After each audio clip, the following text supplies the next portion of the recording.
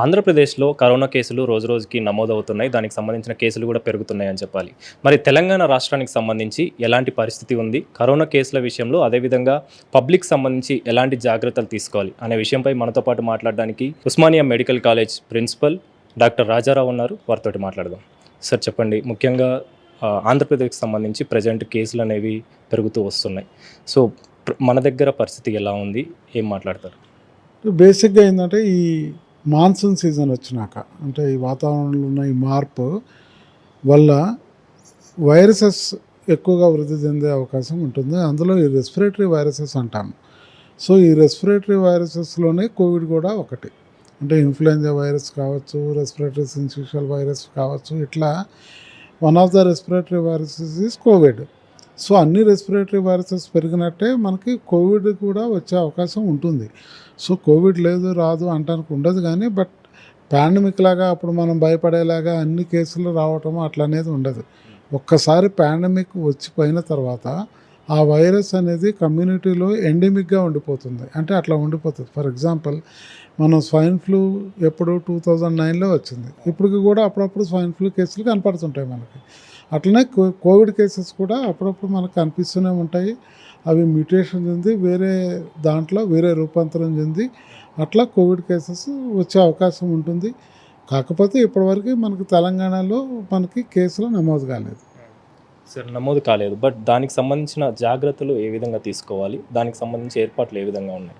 అంటే ఇప్పుడు మనకి పక్క రాష్ట్రాల్లో కేసులు పెరుగుతున్నాయి కాబట్టి మన తెలంగాణ గవర్నమెంట్ మన హెల్త్ మినిస్టర్ గారు కానివ్వండి, డైరెక్టర్ గారు కానివ్వండి, సెక్రటరీ మేడం కానీ వీళ్ళందరూ కూడా సరైన గైడ్లైన్స్ ఇవ్వడం జరిగింది. అన్ని హాస్పిటల్కి ఒక అలర్ట్స్ లాగా పంపించారు.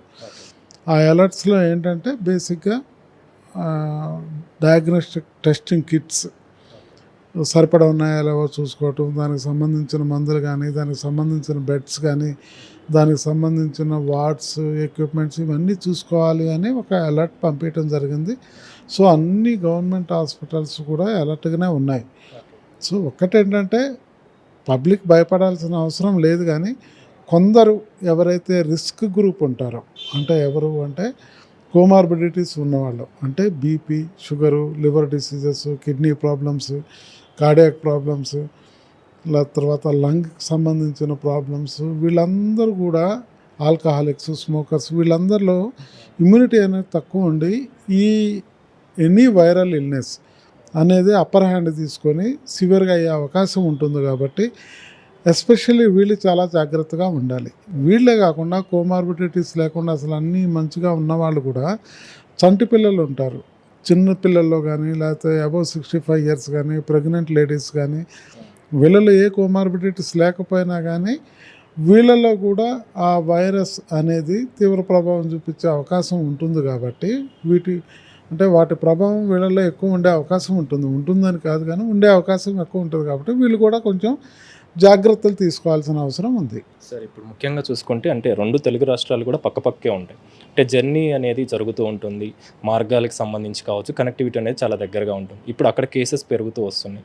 సో వాటిని దృష్టిలో పెట్టుకొని ఇక్కడ జర్నీ అక్కడ నుంచి ఇక్కడికి వచ్చే వాళ్ళు ఉంటారు. సో వాళ్ళని ఏ విధంగా మనం ఫోకస్ చేస్తున్నాం, దానికి సంబంధించి ఎలా? అంటే ఇప్పుడు మనం ఆ స్టేజ్లు అన్నీ దాటుకునే వచ్చినాం. అవన్నీ పాండమిక్లు ఇవన్నీ అయిపోయినాయి. ఇప్పుడు ఇది కొత్త జబ్బు కాదు, లేకపోతే జాగ్రత్తలు తీసుకోవాల్సిందే కొత్త కాదు.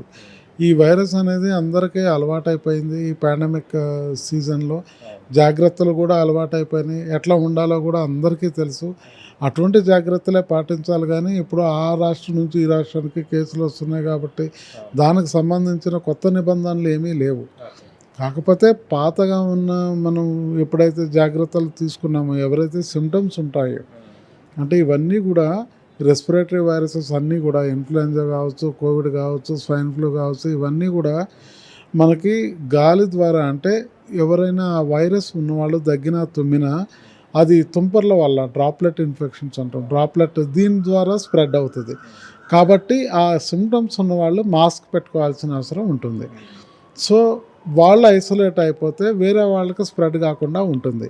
సో మరి మిగతా వాళ్ళందరూ ఇప్పుడు మాస్క్ పెట్టుకొని తిరగలేరు. కాబట్టి కనీసం ఈ రిస్క్ గ్రూప్, ఇందాక నేను చెప్పిన కోమార్బిడిటీస్ ఉన్నవాళ్ళు కానీ, చిన్నపిల్లలు కానీ, ప్రెగ్నెంట్ లేడీస్ కానీ, పెద్దవాళ్ళు కానీ, వీళ్ళు ఏంటంటే జనసమ్మర్దంలోకి అనవసరంగా ఈ సీజన్లో ఏంటంటే పోకుండా ఉండాలి. పోతే మాస్క్ పెట్టుకొని పోతే మంచిది. ఎందుకంటే అంత జనాల్లో ఎవరికేమి వైరస్ ఉందో తెలియదు కదా మనకి.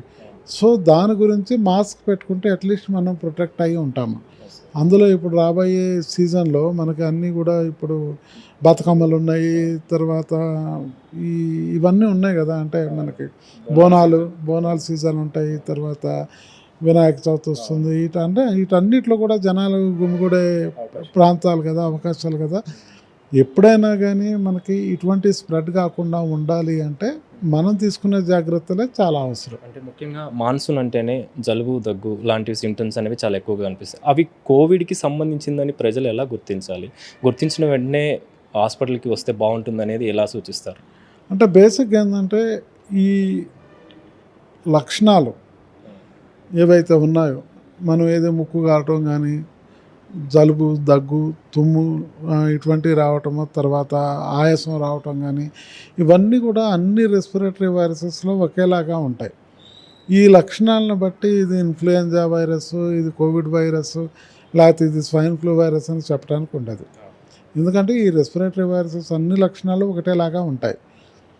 కాబట్టి మనం పరీక్ష చేయించుకుంటే తప్ప, దానికి సంబంధించిన టెస్టులు చేయించుకుంటే తప్ప ఈ వైరస్ అని మనం నిర్ధారించలేము.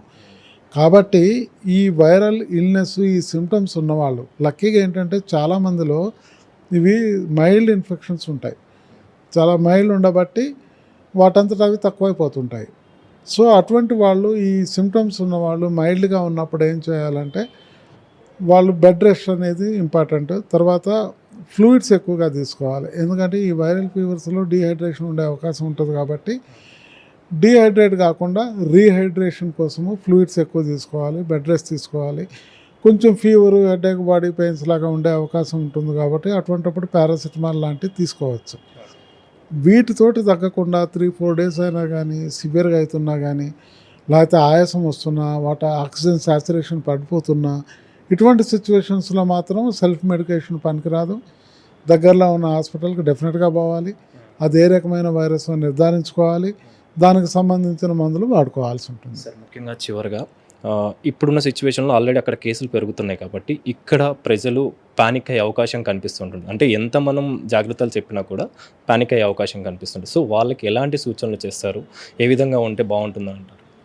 అంటే ఇక్కడ పానిక్ కావాల్సిన అవసరం అసలు లేదు మనకి. కానీ అప్రమత్తంగా అయితే డెఫినెట్గా ఉండాలి. సో అప్రమత్తంగా ఎందుకు ఉండాలి? కొందరు అనుకుంటారు, సరే ఈ మాకు రిస్క్ గ్రూప్ అంటున్నారు కదా, కోమార్బిడిటీస్ లేవు, నాకు అబౌవ్ 65 ఇయర్స్ కాదు, చంటి పిల్లల్ని కాదు, లేకపోతే ప్రెగ్నెంట్ లేడీస్ కాదు, నేను అట్లనే తిరగచ్చు కదా అనుకోవచ్చు. కాకపోతే ఈ గ్రూప్ మన ఇంట్లో ఉండొచ్చు కదా. మన ఇంట్లో అబౌవ్ 65 ఇయర్స్ పెద్దవాళ్ళు ఉంటారనుకోండి, ప్రెగ్నెంట్ లేడీస్ ఉంటారనుకోండి, చంటి పిల్లలు ఉంటారనుకోండి, బయట వీళ్ళు అంటించుకొని వచ్చి వీళ్ళకి అంటించుకునే అవకాశం ఉంటుంది కదా. దానికోసమని అందరూ కూడా జాగ్రత్తగానే ఉండాలి. ఏవైతే సిమ్టమ్స్ ఉంటాయో అప్పుడు మనం కోవిడ్ అప్పుడు ఎన్ని జాగ్రత్తలు తీసుకున్నామో అటువంటి జాగ్రత్తలు తీసుకుంటే ఈ సీజన్లో ఇటువంటి వైరస్లు ఎక్కువ స్ప్రెడ్ కాకుండా చూసుకోవచ్చు. Thank you sir. సో మొత్తానికైతే ఏపీలో పెరుగుతున్నటువంటి కేసులకు సంబంధించి అవి ఎప్పుడు కూడా నార్మల్గానే పెరుగుతుంటాయి. కాబట్టి మన తెలంగాణ రాష్ట్రానికి సంబంధించి మాత్రం ఇప్పటివరకు ఎలాంటి కేసులు లేవు. అదేవిధంగా ప్రజలు కూడా ఎలాంటి ప్యానిక్ కావాల్సిన సిచ్యువేషన్ లేదు. ప్రజలు కూడా జాగ్రత్తలు తీసుకుంటే అన్ని విధాలుగా బాగుంటుందని చెప్పేసి, అదేవిధంగా అన్ని హాస్పిటల్కి కూడా ఇప్పటికే అలర్ట్ జారీ చేశాము, అన్ని విధాలుగా ఏర్పాట్లు కూడా చేశామని చెప్పేసి Osmania medical college principal doctor Rajarao చెప్తున్నారు. కెమెరా పర్సన్ నరసింహతో కలిసి అనిల్, వేద టీవీ.